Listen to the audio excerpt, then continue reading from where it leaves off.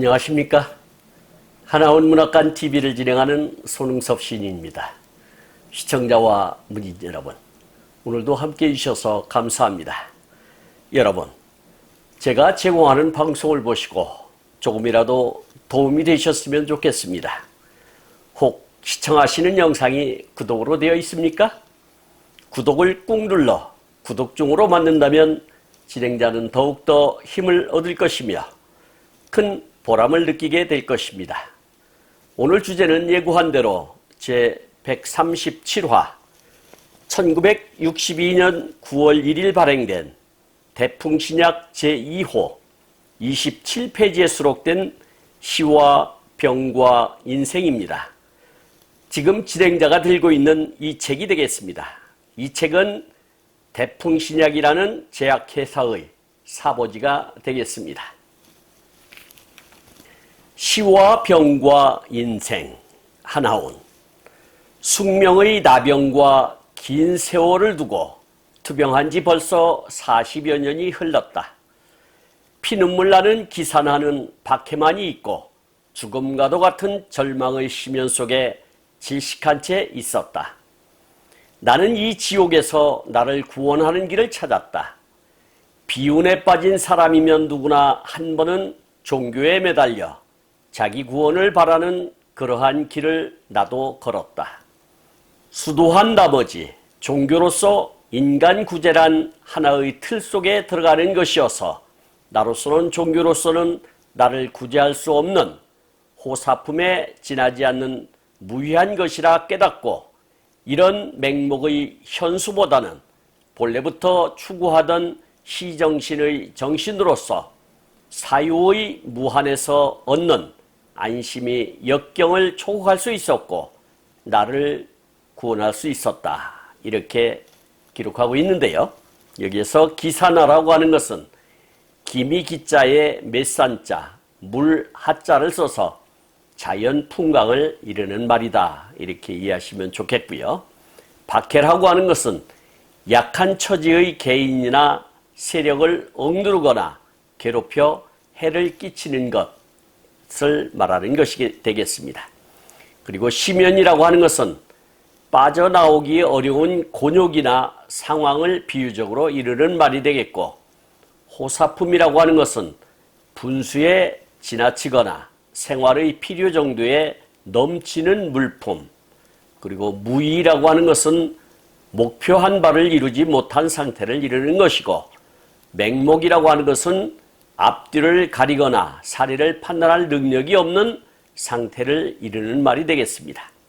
그리고 현수라고 하는 것은 아래로 곧게 늘어뜨리는 모양, 그리고 사유라고 하는 것은 생각하고 궁리함을 뜻하는 것이고, 초극이라고 하는 것은 어떤 어려움이나 한계 따위를 극복하여 이겨내는 것, 이것을 초극이라 할 수 있겠습니다.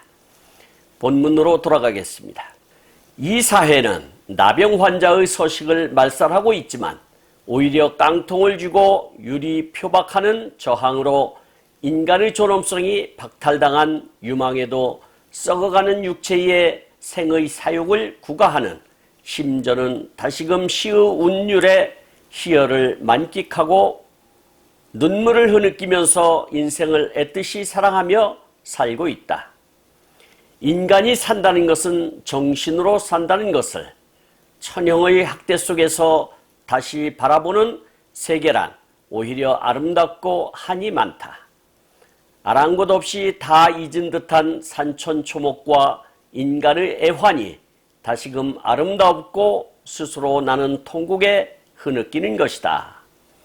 또 나를 사로잡는 것, 그러한 울음 속에서 터지는 모든 것이 소중함을 나는 관조하며 인간의 생명, 생활, 세월이 그렇듯 영혼으로 흘러간다. 이 윤회 속에서 나는 나의 시를 영혼으로서 쓰는 것이었다. 그래서 나는 한시라도 시를 떠나서는 살 수 없고 나의 시가 하나의 문둥이 영가인 까닭은 나의 구원인 까닭으로서 이렇게 글을 쓰고 있습니다. 여기서 서식이라고 하는 것은 생물이 어떤 일정한 환경에 깃들여 살고 있는 것, 그리고 말살이라고 하는 것은 존재하는 사실이나 사물 따위를 아주 없애버리는 것. 그리고 유망이라고 하는 것은 일정한 거처 없이 떠도는 것. 구가라고 하는 것은 거리낌 없이 즐겨 누리다는 뜻이 되겠습니다. 그리고 심전이라고 하는 것은 마음의 본바탕을 말하는 것이고, 만끽이라고 하는 것은 충분히 만족할 만큼 느끼고 즐기는 것. 그리고 통곡이라고 하는 것은 소리를 높여 슬프고 서럽게 우는 것. 관조라고 하는 것은 고요한 마음으로 사물이나 현상을 관찰하거나 비추어 보는 것을 뜻하는 것이라 하겠습니다. 다시 본문으로 돌아가겠습니다. 시가 파악한 자에게 파악됨으로 시도는 곧 인간도이고 이런 안개를 뚫는 데서 나는 나병을 극복하게 된 것이다. 처절한 문둥이의 요델가는 수식이 있을 수가 없고 잔악을 체념하고 썩은 육체에서 내연하는 시혼의 백광은 공산 북한에서의 월남이었고 문전걸식으로 연명하면서 시작을 발표하였고 구라사업과 고아사업마저 하였고 지금은 나 자신이 동서남북을 가릴 수 없이 문전걸식으로 배회하던 명동거리에 11년 만에 다시 복귀하여 일을 하게 되었다. 여기에 나의 자랑을 늘어놓으려는 것은 아니다. 다만 인간의 의지의 투병이 얼마나 굳세다는 일단을 소비할 따름이다. 사소한 일을 시작하자 혁명이란 격류를 두 차례나 겪고 출판 불경기에 부딪히고 있다. 마치 나병의 고통에 못지않게 전 세계는 나 환자를 해방시키고 있다. 그러나 아직도 이 나라는 나병도 완치할 수 있는 병이냐 하는 현대의학의 해석과 증명에 대하여 너무도 인색하다. 언제나 옛날의 미신에 고루되어 학대는 막심하다. 이렇게 글을 쓰고 있는데요. 여기서 혁명을 두 번이나 겪었다라는 것은 4.19 혁명과 5.16 혁명을 이르는 말이 되겠습니다. 또 어려운 단어 몇 가지를 보고 가겠습니다. 수식이라고 하는 것은 문장의 표현을 더 분명하거나 아름답게 또는 효과적으로 전달할 수 있도록 꾸미는 것. 그리고 내연이라고 하는 것은 휘발유나 중유 따위의 연료가 기관의 내부에서 폭발하여 연소함을 뜻하나 여기서는 잠재됨으로 해석함이 옳을 듯 싶습니다.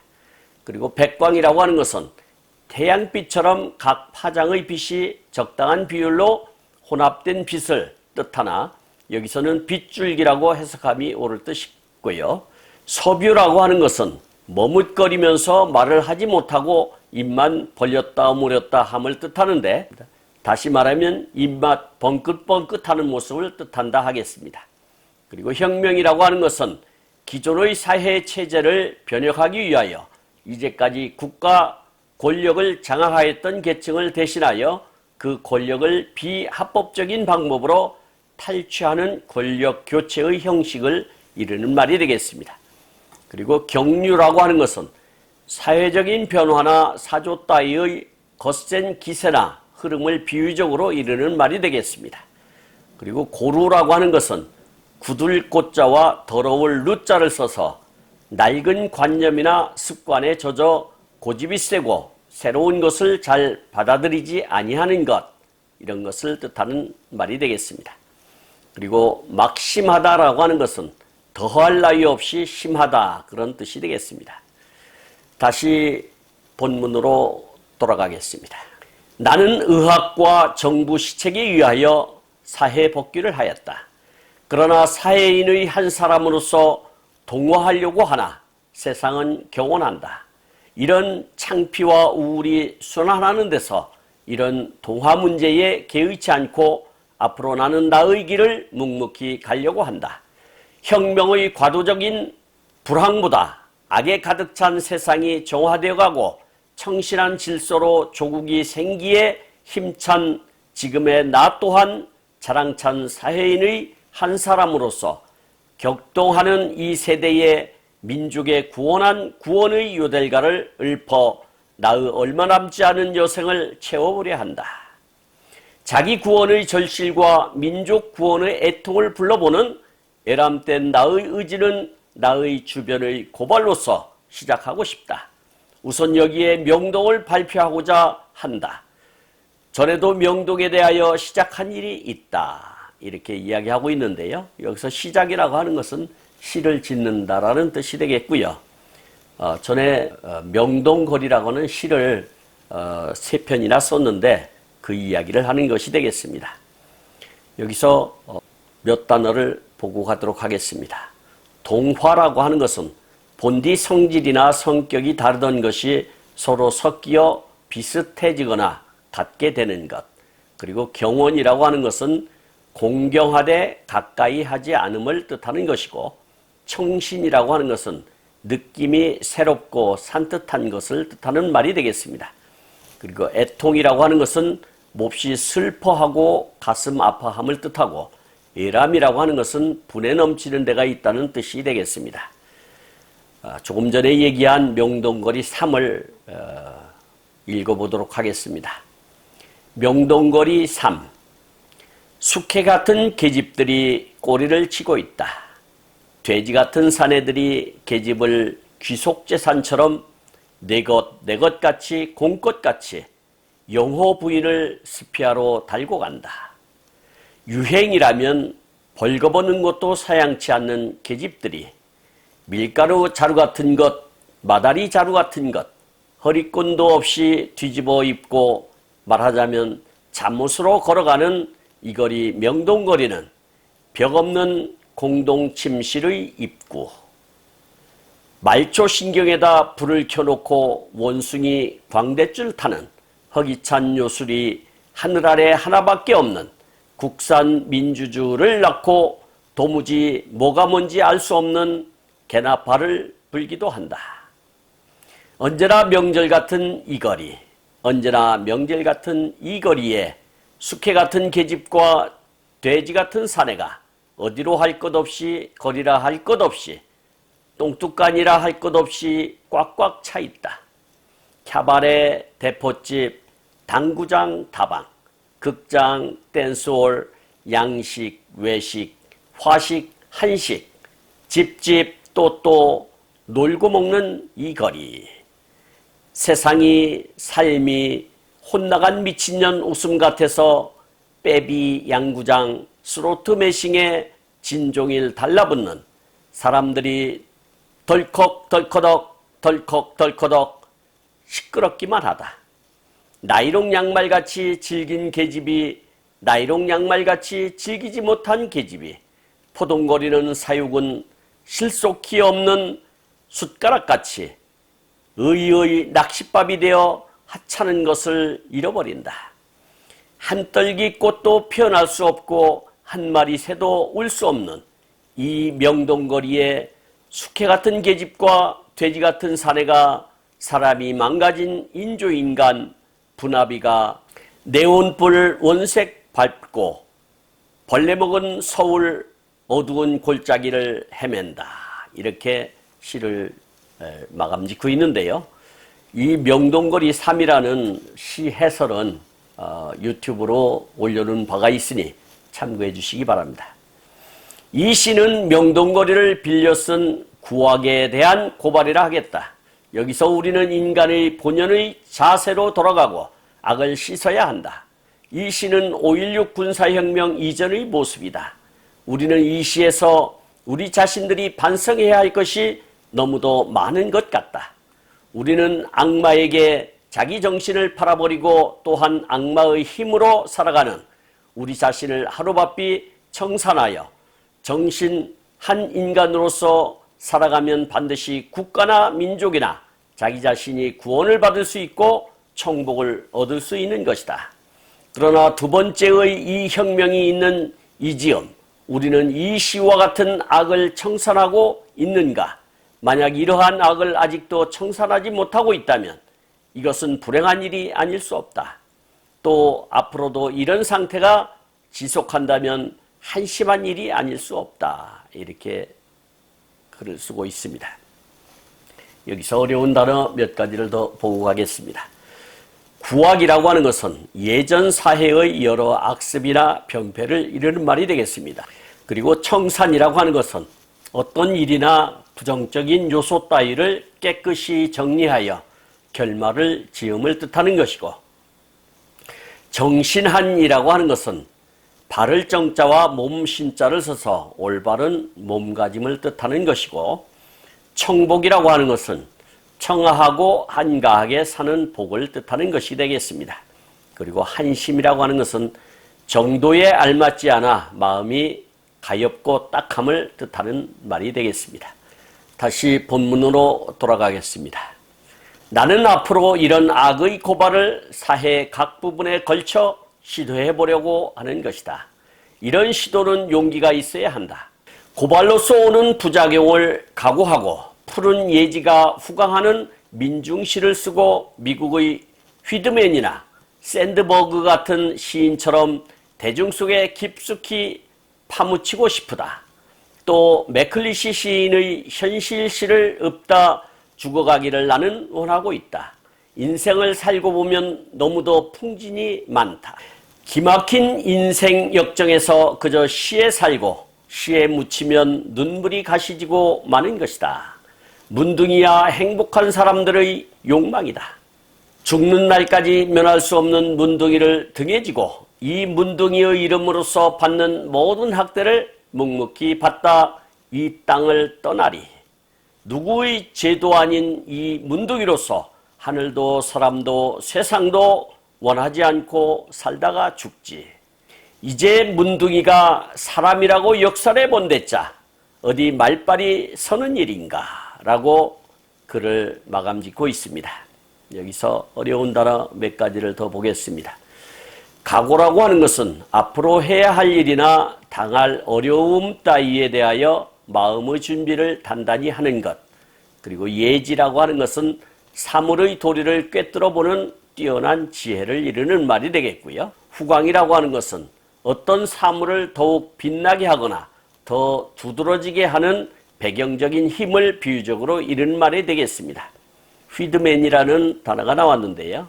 휘드맨은 월트 휘트맨을 이루는 말인데, 월트 휘트맨은 1819년 5월 31일 태어나서 미국 뉴욕 롱아일랜드 웨스트힐스에서 출생하여 1892년 3월 26일 뉴저지 캠든에서 타계하였으며 시집 풀립으로 미국 문학에서 혁명적인 인물이 된 시인이자 저널리스트입니다.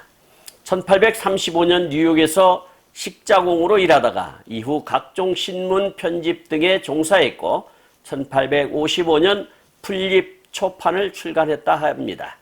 이 시집에 들어있던 시들은 미국 시민들이 넓고 관대한 정신을 가질 것과 정치적 자유를 마음껏 누릴 것을 촉구하고 있다, 이렇게 말할 수 있겠습니다. 그리고 샌드버그라고 하는 단어가 나왔는데요. 샌드버그는 칼 샌드버그를 이르는 말인데 1878년 1월 6일 태어나서 1967년 7월 22일 돌아가셨는데요. 미국의 시인이자 작가, 역사가가 되겠습니다. 스웨덴계 미국인으로서 소년시대부터 여러 가지 종류의 노동에 종사했다고 합니다. 시카고의 신문 시카고 데일리 뉴스에서 기자 활동을 하였으며 한편으로는 야성적인 시를 썼다고 합니다. 시카고의 시편, 옥수수 껍질을 벗기는 사람, 매연과 강철, 굿모닝 아메리카, 민중이여 옳습니다 등 뛰어난 시집의 산업 미국의 여러 양상을 숨김없이 드러내고 있다 하겠습니다. 그래서 일견하면 거친 소재를 다루고 있는 경우에도 밑바탕에는 섬세한 감수성과 유연한 정신이 숨겨져 있다, 이렇게 평을 받고 있습니다. 그리고 맥클리시라고 하는 단어가 나왔는데요. 맥클리시는 아치볼드 맥클리시를 뜻하는데요. 1892년 5월 7일 태어나서 미국 일리노이 글렌코에서 출생하였는데 1982년 4월 20일 보스턴에서 타계하였다고 합니다. 미국의 시인, 극작가, 교사, 공무원이었다고 알려져 있는데요. 그 유명한 서정시들은 대개 개인적인 성향에 머물고 있지만 많은 작품 속에서 자유민주주의에 대한 관심을 표현했다고 합니다. 예일대학에서 공부를 했고 보스턴에서 3년간 변호사로 일한 뒤 1923년 완숙한 시작법을 배우기 위해 프랑스로 건너갔다고 합니다. 고국을 떠나 몇 년 사이에 펴낸 행복한 결혼, 더 해피 메리지라고 하는 시가 있는데요. 1924년에 지은 시이고, 그리고 흙으로 빚은 항아리, 더 포엣 오브 어스라고 하는 시는 1925년도에 창작을 했다고 합니다. 그리고 달빛에 비친 거리, 스트리트 인 더 문이라고 하는 시가 있는데 1926년에 지었다고 하네요. A. 맥클리시 햄릿, 더 햄릿 오브 어 맥클리시라는 시집이 1928년도에 발행이 되었는데 이 시집에서는 에즈라 파운드와 T.S. 엘리엇의 영향이 보인다고 있습니다. 선집에 자주 수록되는 시, 시작법 아스 포에티카 1926년을 쓴 것도 이 시이라고 합니다. 그리고 풍진이라고 하는 것은 세상의 어지러운 일을 비유적으로 이르는 말이 되겠습니다. 이 작품은 2019년 10월 21일 처음으로 진행자인 손흥섭 하나원 문학관 관장이 발견 입수하여 세상의 빛을 다시 보게 된 고 하나원 시인의 숨겨진 작품이란 것을 밝혀두는 바입니다. 지금까지 함께하신 시청자와 문인 여러분 감사합니다. 제가 하나원 문학관 TV를 방송하는 이유는 고란과 역경을 딛고 문학의 꽃을 피우신 하나원 시인을 널리 알리기 위해서입니다. 여러분의 주변이나 하나원 시인에 관심 있으신 분께서는 인터넷 포털 다음의 카페에서 하나원 문학관을 검색하여 가입하시면 고 하나원 시인에 대한 다양한 자료를 접할 수 있으며 많은 시인과 문학 활동을 함께 할 수 있습니다. 그리고 유튜브에서 하나원 문학관 TV를 검색하시면 하나원 시인의 진면목을 발견하실 수 있습니다. 다음 제 138화는 1968년 10월 1일 발행된 신시 60년 한국시선 462페이지에 수록된 여가라는 시를 소개하도록 하겠습니다. 그리고 광고 말씀드리겠습니다. 하나원 문학관에서는 화면의 사진과 같이 문인의 등용문인 파랑새라는 문학지를 발간하고 있습니다. 화면에 있는 안내에 따라 기고해 주시기 바랍니다. 보다 더 알찬 내용으로 찾아뵙겠습니다. 감사합니다. 진행의 손흥섭이었습니다.